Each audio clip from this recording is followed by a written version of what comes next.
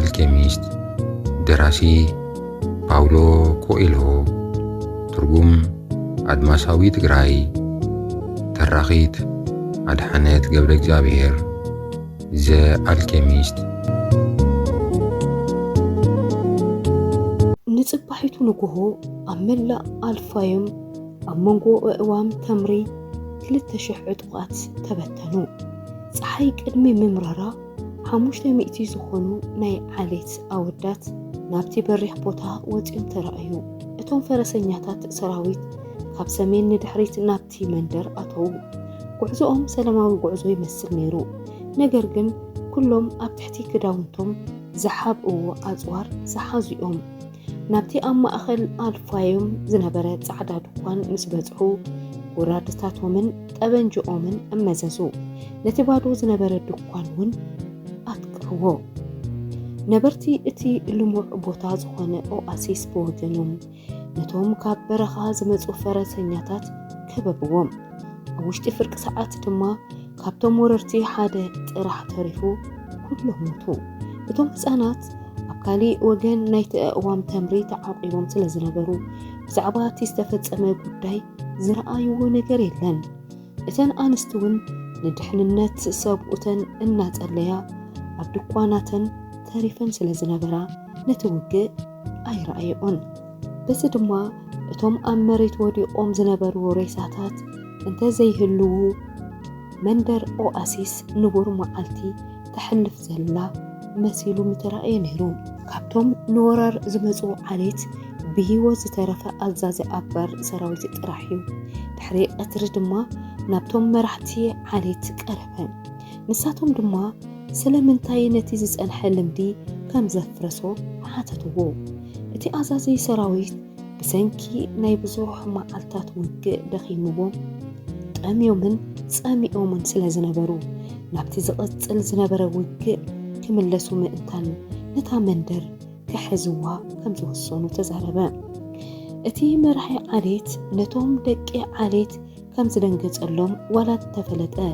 ነገር ግን እቲ ልምዲ ቅዱስ ምዃኑ ኣምሪሩ ተዛረበ።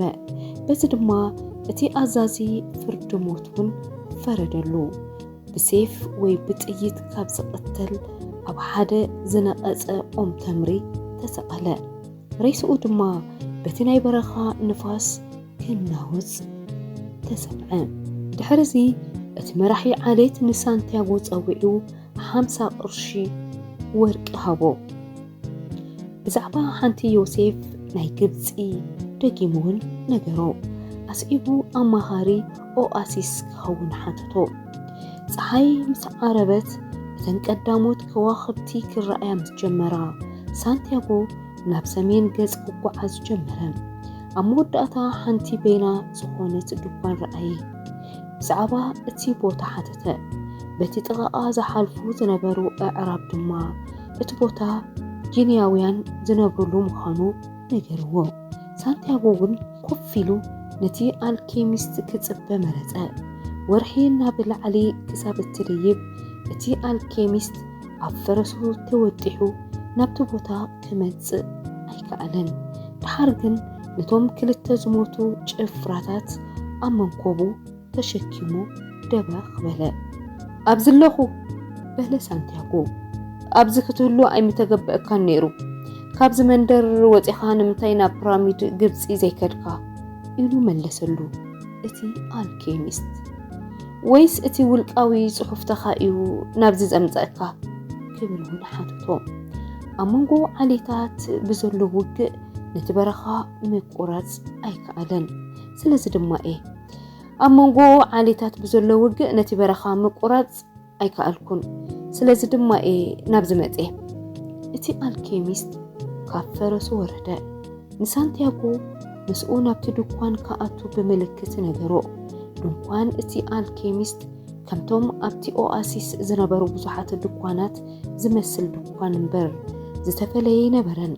ሳንቲያጎ ነቶም ኣልኬሚስት ዘገልግሉ ናውትን ካልኦት መሳርሒታትን ክረክብ ኣዒንቱ ናብ መላእ እታ ድኳን ለኣኸን። ነገር ግን ዝኾነ ነገር ኣይረኣየን።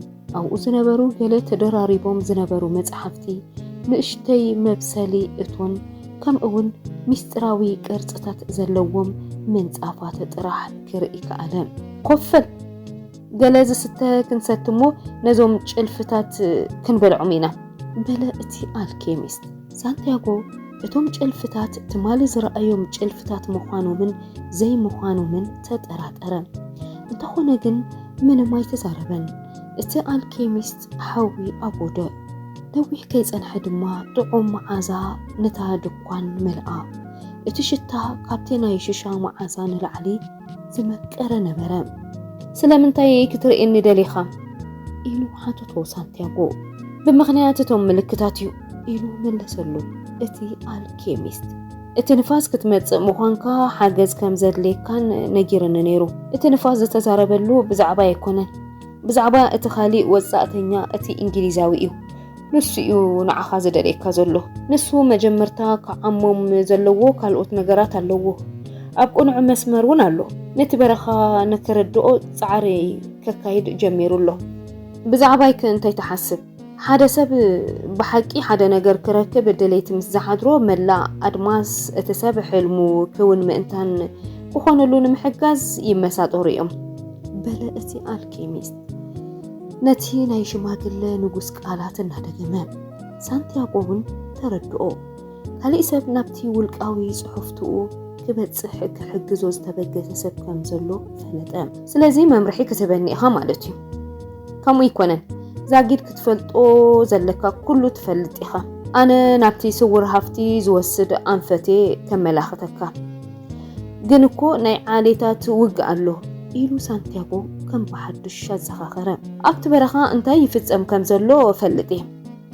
ኣነ እውን ስውር ሃፍተይ ረኺበ እየ። ጊመል ኣላትኒ። ካብቲ ናይ ክሪስታል ድኳን ዝረኸብክዎ ገንዘብ ኣለኒ። 50,000 ወርቂ እውን ወኒነ ኣለኹ። ኣብ ዓደይ እንተዝኾን ሃብታም ሰብ ምኾንኩ ነይረ። ኮይኑ ግን ሓደ ካብቶም ሃፍትኻ እኳ ካብቶም ፒራሚድ ዝመጸ የለን በለ እቲ አልኬሚስት። ፋጡማ እውን ኣላትኒ። ንሳ ካብ ኩሉ ዝረኸብክዋ ንላዕሊ ዓባይ ሃፍቲ እያ። ንሳ እውን እንተኾነት እኮ ካብቶም ፒራሚዳት ኣይተረኸበትን። ድሕሪዚ መመልላስ ብስቕታ ምግቦም በልዑም። እቲ አልኬሚስት ሓደ ጠርሙዝ ከፊቱ ቀይሕ ፈሳሲ ናብቲ ናይ ሳንቲያጎ ኩባያ ቀድሕሉ። ጣዕሚ እቲ መስተ ካብ ኩሉ ካብቲ ክሳብ ሕዚ ዘስተማቕሮ ወይኒ ዝበለጸ መቐረት ነበሮ። ኣብዚ ቦታ ደኣ ወይኒ ዝተኸልከለ ይኮነ እንዲሁ ኢሉ ሓተቶ ሳንቲያጎ። ናብ ኣፍ ሰብ ዝኣቱ ነገር ኣይኮነን ክፋእ በለ እቲ አልኬሚስት። ዝወደይ በንጻሩ ካብ ኣፍ ሰብ ዝወፅእ ነገር ይክፉእ ብምባል መለሰሉ። እቲ አልኬሚስት ቁሩብ ዘፍርሕን ዝኸብድን ሰብ ይመስል። ነገር ግን ሳንቲያጎ ነቲ ወይኒ ምስ ሰተዩ ሮፍታ እናተሰምዖ ኸደ። ምግቦም ተመጊቦም ምብላዕ ምስ ወድኡ ናብ ድርኮኺት እቲ ድኳን ወፁ። ኣብ ትሕቲ እታ ነኸዋኽብቲ ከም ዝሃስስ ዝገበረት ኣዝዩ ብሩህ ብርሃን ዝነበራ ወርሒ ኮፍ በሉ። ስተሞ ተዘናጋዕ በለ እቲ አልኬሚስት። ሳንቲያጎ ዝያዳ ሓጎስ ይስምዖ ከም ዘሎ ምስተዓዘበ። ሎሚ ምሸት ከም ሓደ ንድሌት ውግእ ዝዳሎ ዘሎ ተዋጋኢ ኮይንካ ጽቡቕ ጌርካ ዕርፍ። ልብኻ ኣብ ዘለዎ ቦታ ስውር ሃፍትኻ እውን ኣውዕሎ ክትረኽቦ ምዃንካ ዘክር። ነቲ ስውር ሃፍትኻ ክትረኽቦ ኣለካ። ድሕሪዚ እቲ ኣብ መገድኻ ዝተምሃርካዮ ኩሉ ነገር ትርጉም ክህልዎ እዩ ድሕሪ ምባል ሕዚ እውን ዘረብኡ ቀጸለ እቲ አልኬሚስት። ጽባሕ ጊመልካ ሸይጥካ ፈረስ ዓድግ። ጊመላት ጠላማት እዮም። ኣሽሓት ስጉምትታት ይጓዓዙ እሞ ፈጺሞም ዝደኽሙ ይመስሉን። ድሕሪኡ ግን ብሃንደበት ተንበርኪኾም ይሞቱ። ኣፍራስ ግን በብቁሩብ እዮም ዝደኽሙ። መዓልታዊ ክንደይ ዝኣክል ክትጥቀመሎምን መዓዝ ናብ ጫፍ ሞት ክበጽሑ ከም ዝኽእሉን ክትፈልጥ ትኽእል ኢኻ ክብል ምኽሪ ለገሰሉ።